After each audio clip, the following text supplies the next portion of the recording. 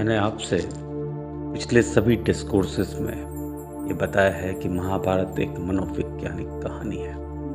इसके सभी किरदार मनोविज्ञान को दर्शित करते हैं। 5 पांडव 5 इंद्रियों के समान है। द्रौपदी, जिसे ग्रीस में एफ्रोदी भी कहा गया है, वो सेक्सुअल अट्रैक्शन है। ये इंद्रियां द्रौपदी से लिप्त रहती है। धृतराष्ट्र अज्ञानता का प्रतीक है। गांधारी पाखंड का प्रतीक है। अज्ञानता और पाखंड विकार पैदा करते हैं। दुर्योधन क्रोध का प्रतीक है। दुशासन जलन का प्रतीक है। द्रोणाचार्य इन सभी के गुरु हैं और ये मस्तिष्क का प्रतीक है। मस्तिष्क से पैदा होता है अहंकार, अश्वत्थामा। इसी प्रकार सारे के सारे किरदार मनोवैज्ञानिक है। महाभारत के सबसे बड़े किरदार भगवान श्री कृष्ण है। ये विवेक का प्रतीक है। भीष्म आत्मा है, सफेद है, रजत चांदी के आभूषणों में लिप्त है। और कृष्ण स्वर्ण है, पीतांबर पहनते हैं। इन दोनों का ही जन्म 8वीं संतान के रूप में हुआ है। मंदिरों को यदि आप देखें, गिरजाघरों को देखें, गुरुद्वारों को देखें, मस्जिदों को देखें, तो आप पाएंगे कि दीवारें सफ़ेद होती है और ऊपर स्वर्ण का कलश होता है। आत्मा और विवेक का मिलन ही मंदिर है। मस्जिदों में आप सफ़ेद रंग की जगह कृष्ण के रंग देखेंगे, मोर के रंग देखेंगे, परंतु ये दोनों बातें मंदिर को दर्शाती है। आत्मा और विवेक एक साथ हो तो मंदिर बनता है।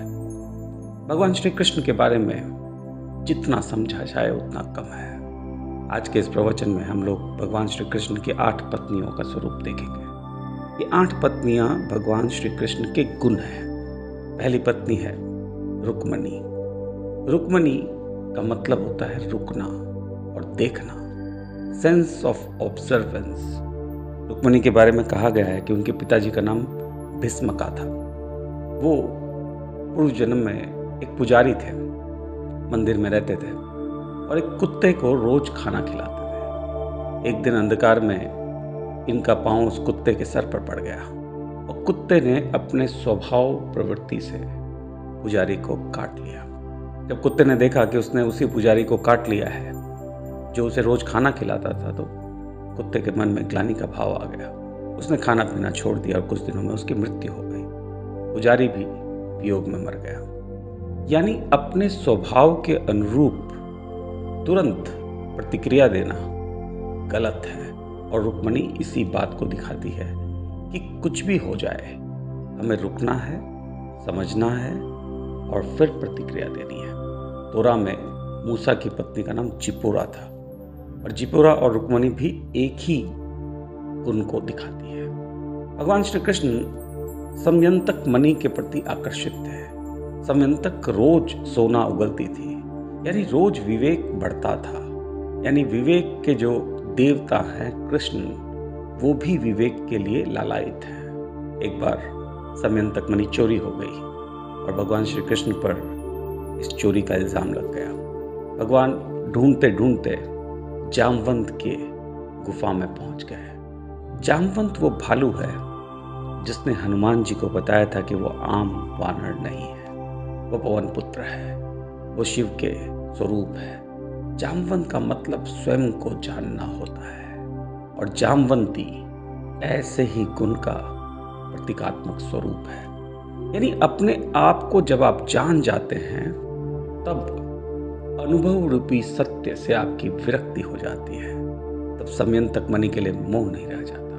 भगवान श्री कृष्ण ने जामवंती से विवाह किया, यानी अपने स्वयं के स्वरूप को जाना। और जब जामवंती से उनका विवाह हो गया तो सत्यजीत ने अपनी पुत्री सत्यभामा से भी भगवान श्री कृष्ण की शादी करा दी। सत्यभामा का मतलब शाश्वत सत्य है। देखिए, 2 प्रकार के सत्य होते हैं। एक सत्य जिसका आप अनुभव कर सकते हैं, जो जामवंती ने दिखाया, और जैसे ही आप अपने स्वयं के सत्य का अनुभव कर लेते हैं, आप शाश्वत सत्य तक पहुंच जाते हैं। वो सत्यभामा है। ग्रीस में सत्यभामा को हेबे के रूप में दिखाया गया है। हमेशा जवान थी, हमेशा खूबसूरत थी। और आप देखेंगे कि भगवान श्री कृष्ण की मृत्यु के बाद सभी रानियों ने सती बनने का निर्णय लिया, परंतु सत्यभामा ने नहीं। सत्यभामा जीवित रहेगी, शाश्वत सत्य जीवित रहेगा। ग्रीक में जामवंती को कैलिस्टो के रूप में दिखाया गया है। कैलिस्टो एक भालू थी, उसे हेरा ने भालू बना दिया था और उसके पुत्र हुए एरकास। जामवंती के पुत्र संभ है। संभ का मतलब आपकी स्वयं की संभावना, आपकी स्वयं की ईश्वर बनने की संभावना। संभ और कृष्ण की बनती नहीं थी। उसी प्रकार आर्कस और कैलिस्टो, इन दोनों की भी नहीं बनती थी। एक बार आर्कस शिकार करने गया और उसने अपनी माँ को ही देखा, उस पर बाण खींच दिया, परंतु जीउस ने कैलिस्टो को नक्षत्रों की रानी बना दिया और एरकस भी तारा बन गया। जामवंती को ही रोहिणी कहा गया है। रोहिणी नक्षत्रों की रानी है, तो भगवान श्री कृष्ण की चौथी पत्नी रोहिणी है और वो नक्षत्रों की रानी है।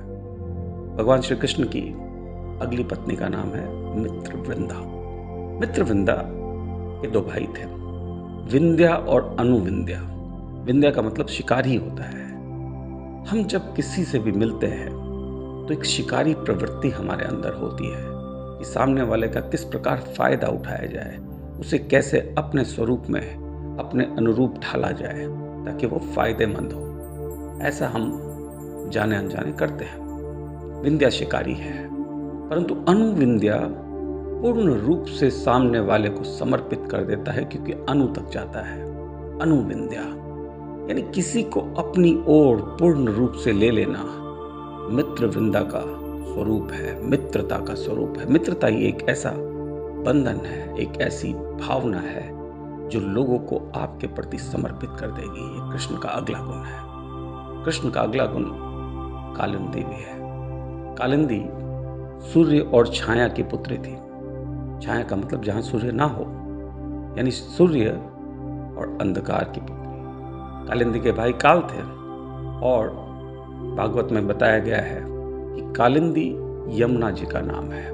यमुना जी के अंदर कालिया नाग रहता था जो अपनी मृत्यु के लिए भयभीत था। गरुड़ जी उसे मार देना चाहते थे और भगवान श्री कृष्ण ने अपने कदमों की छाप उसके सर पर छोड़ दी थी और उसे मृत्यु से के भय से मुक्त कर दिया था। यानी कालिंदी का अर्थ मृत्यु के भय से मुक्ति होता है। भगवान श्री कृष्ण की अगली पत्नी है नग्नजीति। इसे नगीना जीति भी कह सकते हैं। नग्नजीति के पिताजी ने एक शर्त रखी थी कि जो 7 बैलों को एक साथ पास में बांध लेगा वही उनकी पुत्री से शादी करेगा। क्या है ये 7 बैल? ये 7 बैल 7 चक्र है कुंडलिनी के।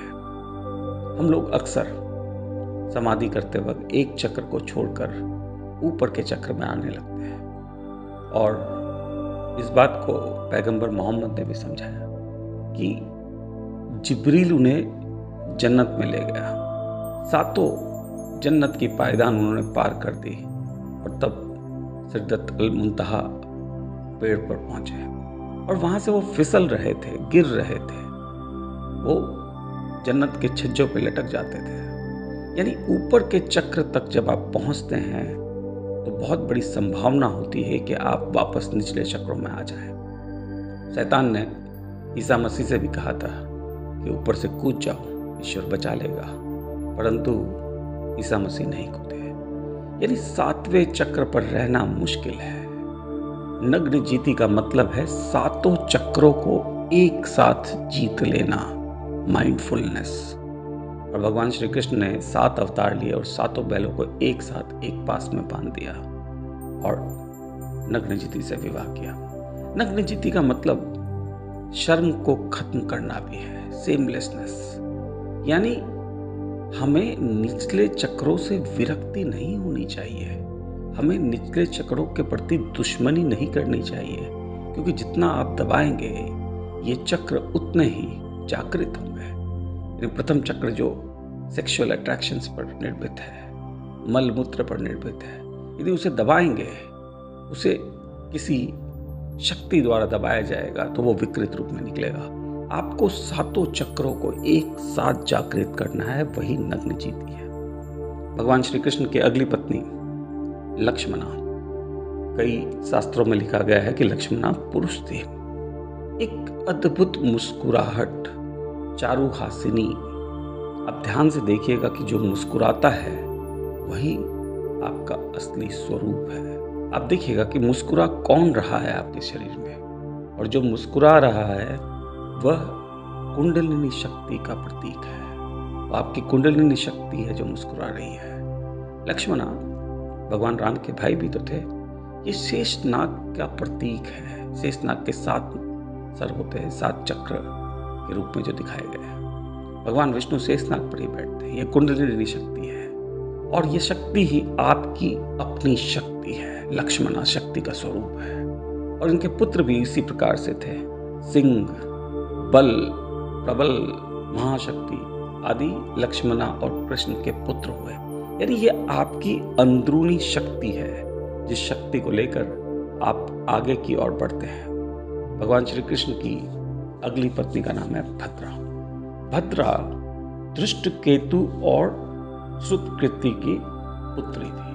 क्या है धृष्टकेतु और सुकृति? ये सेल्फ डिसिप्लिन है, वर्तमान में रहना सिखाते हैं। रोहिणी नक्षत्रों की रानी है, लॉन्ग टर्म गोल है। जब धरती सूर्य के चारों तरफ घूमकर साल पूरा करती है तब अलग अलग नक्षत्र देखने मिलते हैं। लॉन्ग टर्म गोल है हमारा कि हम ईश्वर को प्राप्त करेंगे। परंतु भद्रा तब आती है जब धरती अपनी धुरी पर घूम के एक दिन पूरा करती है, यानी वर्तमान में रहना। ग्रीक ग्रंथों में ओम्फाले करके एक औरत थी जिसने हरकुलस को 1 वर्ष के लिए अपना गुलाम बनाया था, और उसके कान खींच कर रखती थी, यानी कि सेल्फ डिसिप्लिन।